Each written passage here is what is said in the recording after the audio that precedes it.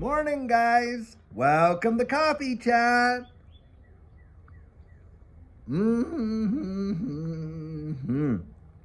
Oh my goodness, was I looking forward to having those first sips with you right there. I'll tell you what, guys, first cup of coffee, first sip shared with you. You know I love you, man. If I take that kind of time to delay my morning so I can have my first sips with you, that is for sure right there. Yeah. Now, guys, what an absolutely gorgeous day it is out here in Texas. Just look at how beautiful it's getting. And on top of that, hey, I'm going to just see if we can hear these birds going. They're going wild. I don't know if you got to hear that. Hopefully you did. But anyway, guys, what an amazing, amazing week we have just had. And Judy and I'll tell you, boy, oh boy, did we have, just an amazing time down there at the Quantum Financial Summit. Then we went and did some strategic planning down there in the Bahamas, and we're able to take you guys with us. Really, really loved it. That is for sure. But boy, you come back to Monday morning, and boy, do things start kicking off big time. So I'm reading an article on Zero Hedge, and it's talking about Forever 21 not being forever because they literally have filed bankruptcy for the second time in only 6 years. Now, does that not tell you the state of the economy right now? It sure and heck does. I'll tell you why. So, Forever 21. It's probably one of the more affordable places for a lot of these younger people to go and shop. Now, I mean, guess it could be for anybody, but realistically, we have kids and are all between, that 20s and 30s and stuff like that. And that's where, some of them like to go and stuff like that. So I'm kind of familiar with their price points and things like that. And I'll tell you what, if you see a company like that literally filing bankruptcy twice in the last 6 years, you're talking about not that much expendable cash in those age groups, are you? Because those are the primary shoppers, the whole Forever 21 deal. And they don't have the expendable cash, what they did. A lot of those kids are out there. They've just either graduated from college, can't find a job, or having to work 2 and 3 part-time jobs, for what they would have had if they could find one actual job with the degree that they've got and stuff like that. And so that is another big time finger on the pulse litmus test of where the economy truly is. And you know what? As far as I'm concerned, these kids have been sold such a raw deal. It is obscene. I mean, they get out of high school. First thing they're hit up with is, hey, you gotta go to college, you gotta do this, or you're not gonna make a good living and all this kind of stuff.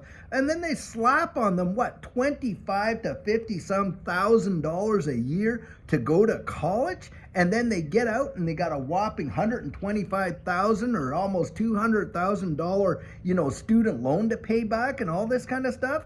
And it's just absolutely ridiculous. There's no reason on earth.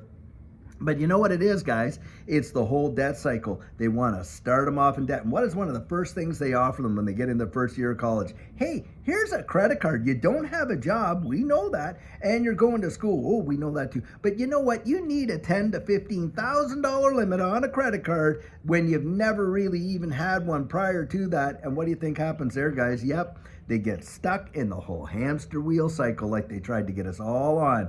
Get in debt, stay in debt, all this, the bill of goods that they've sold us is just unbelievable. But that is where we are. We're in a debt-driven economy. And you're watching the dollar right now. It's showing some weakness now. Some folks are saying, oh, it's a bear trap. It's going to spring back.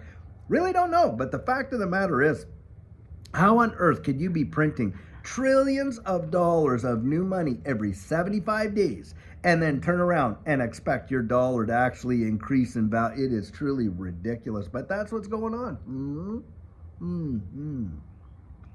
That's the kind of nonsense that they're trying to tell us is a great economy. It's not a great economy. Guys, we are literally teetering probably on the worst economies that we have ever seen. And way worse. Look at some of the balance sheets and the debt that is way worse than it ever was in 2008 and 9. And we all are, our generation had to live through that.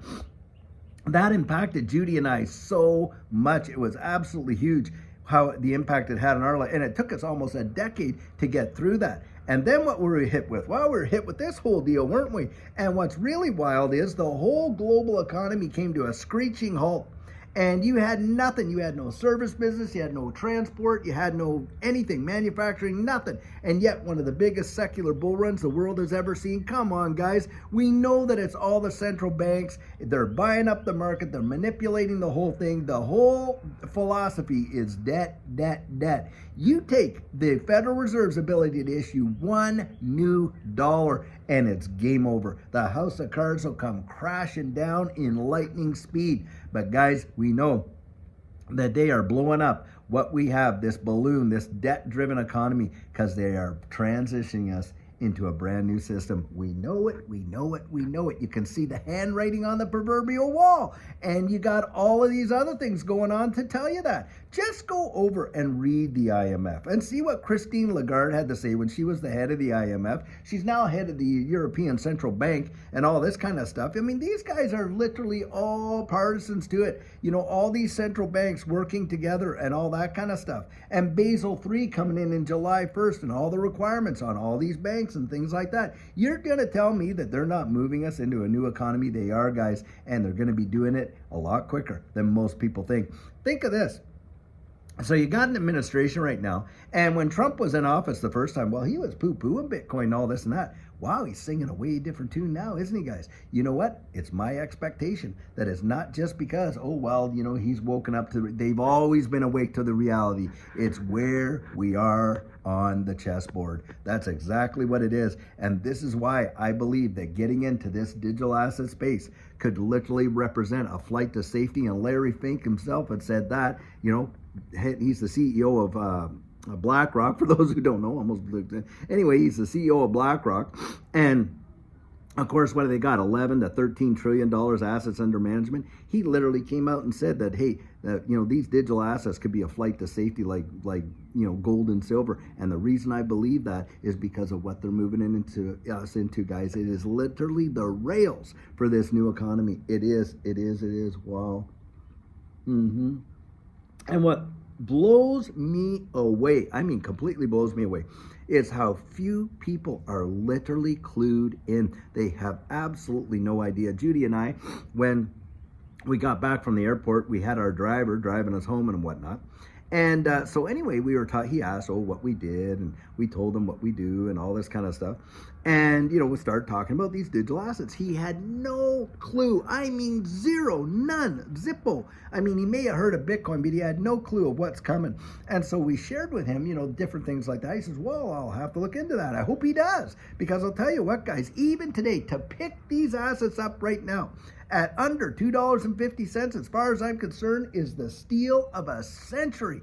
And even at today's prices and that kind of thing. Now, you got all these guys out there crying the blues that, oh, well, XRP, you know, it's just kind of staying. The fact that XRP is staying steady the way that it is above that $2 and is varying between that 220 and 250 and something like that shows you the strength of XRP in the economy that it is. Because a lot of people say, oh, it's just going to crash all the way down to zero. What a load of hooey. In fact, you know, Crypto Bellwether, before it even pumped the $2, was saying XRP was going to go to 10 cents at that time.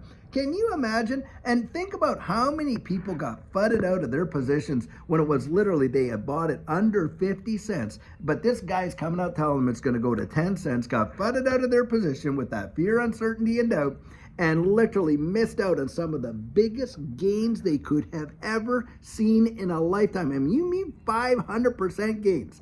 Are you telling me you would wait a lifetime to see that in a traditional market? But that's what happened. And that's where I think all these fudsters that are coming out now, trying to scare people out of it, out of their positions, on and on and on, you know, at these $2 marks, are literally going to probably, you know, if they scare enough people out, you know, those folks, in my estimation, and this is my personal opinion, not financial advice, they'll miss out on the $27, $37, $47, $57 price targets that I absolutely believe that XRP will eventually hit. That is my personal opinion right there, yeah.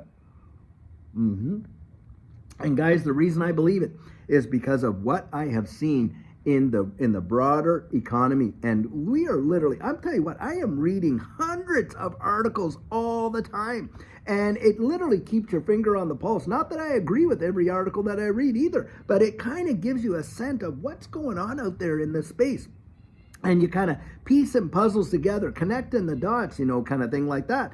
And that's where I believe that we are going to see probably the greatest wealth transfer the world has ever seen in the history of mankind. It's going to be a result of this new digital economy that they're moving us into. Guys, think about it. Since the advent of coin, we're talking thousands of years. And then, of course, paper money, maybe 1,000 years. That kind of stuff. We have never seen a monetary shift like we're about to see right now. And at a time when the global economy is literally screaming for it, crying for it. Because why? They're trying to solve the liquidity problem, aren't they? And guys, what's one way of doing it? Hey, XRP, no more nostro vostro, on-demand liquidity, tokenization of real-world assets, decentralized identity, non-fungible tokens, proof of ownership, on and on and on. You cannot make this up. And guys, I think we're right at the very threshold. We're still, as far as I'm concerned, in the absolute infancy of this space, and it could change fortunes of many, in my estimation, in ways that we have not yet even imagined. Think of the internet. That's exactly what happened, what you and I are doing right here. Back in the day, some people didn't even have the imagination to perceive that this was going on. It was science fiction at the time.